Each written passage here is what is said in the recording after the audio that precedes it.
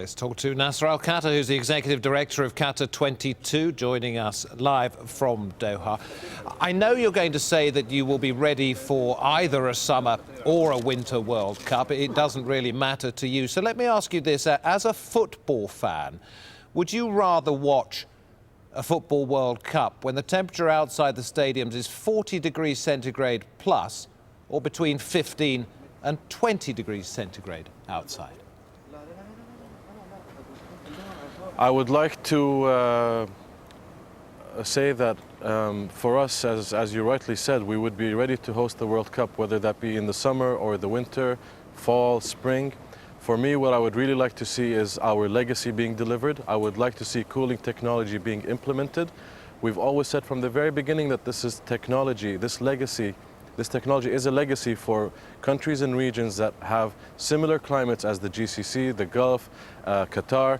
And I would really like to see this technology being utilized so countries can really take advantage of it when they want to host international events, whether they be sporting events or other. That is a great PR answer. I have to give you that. And you are head of PR for the Qatar 2022 bid. But let me ask you this, from the football fans' point of view, which would be better, 40 degrees outside or 15 to 20 outside? Well, look, I mean, you're posing this question to the football fans, so I would suggest that you go and find some fans and ask them this question directly. But for me, like I said, we are confident, and we've always been confident that we are going to host the Summer World Cup. We're confident of our technology. I'm standing right here in al-Khater Stadium, which I'm pretty sure you've visited here in Doha. Outside, the temperature's in the low 30s right now. Inside the al-Khater Stadium, it's cooled to between 21 and 22 degrees Celsius. This technology can be used in the stadium, training sites, fan fests, open public squares, and I think you know what it's like here. Your public transport is air conditioned, your hotels, your malls are air conditioned. So with this technology being used in open public spaces, I think we've sorted the issue of whether fans would be able to enjoy a World Cup in Qatar. I'm pretty sure that a World Cup in Qatar, be it summer, be it winter or any other time, will be a great event. What did FIFA say to you about migrant workers? Because there's been a lot of bad press about it recently. What did they say to you and what did you say back to them? Well, look, on the issue of workers, we've always taken this issue very seriously from the very beginning.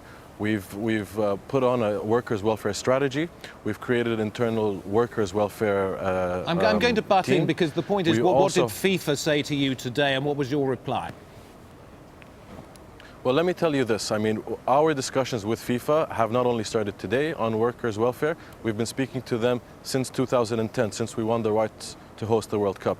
So this is something that's been on an ongoing discussion. We've had discussions and open dialogues with Human Rights Watch, Amnesty International. If you let me finish, I wanted to say that we've already established a workers' charter. We've worked on contractual language that will go into all our contracts to ensure that the minimum standards are adhered to. And I want to tell you that these minimum standards will be above the internationally recognized minimum standards.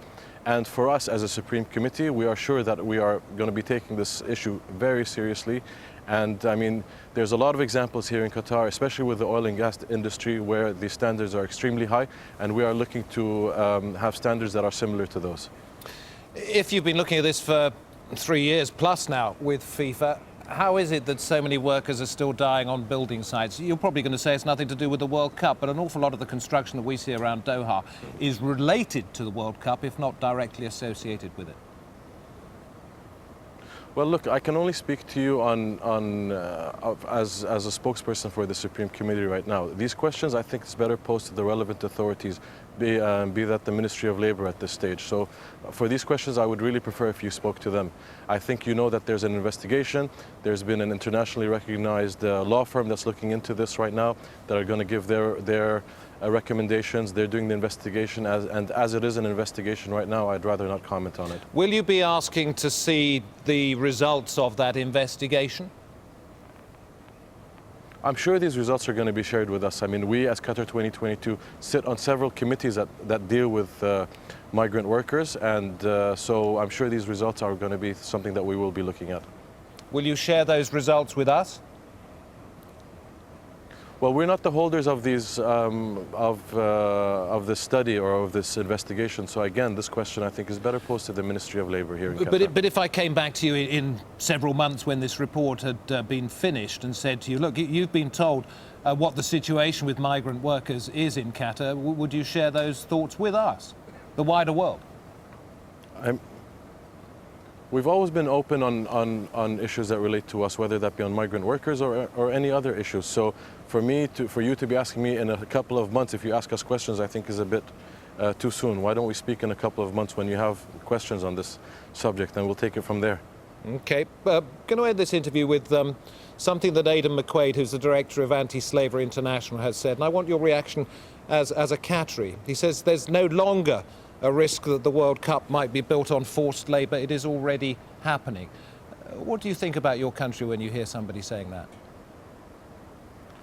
I think that there's always areas for improvement, but I think that there's also very good examples that are existing right now of exemplary workers' sites, workers' living quarters, and I think that if you're going to take the negative and just focus on that, then you can always paint a picture looking at it like that. But I also think that there are very good examples that are existing here in Qatar.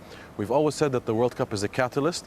The World Cup is a way to accelerate and improve situations, whether that be environmental technology, whether that be social, whether that be economic, human.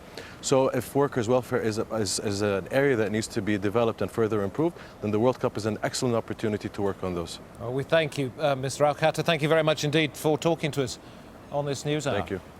Thank you very much.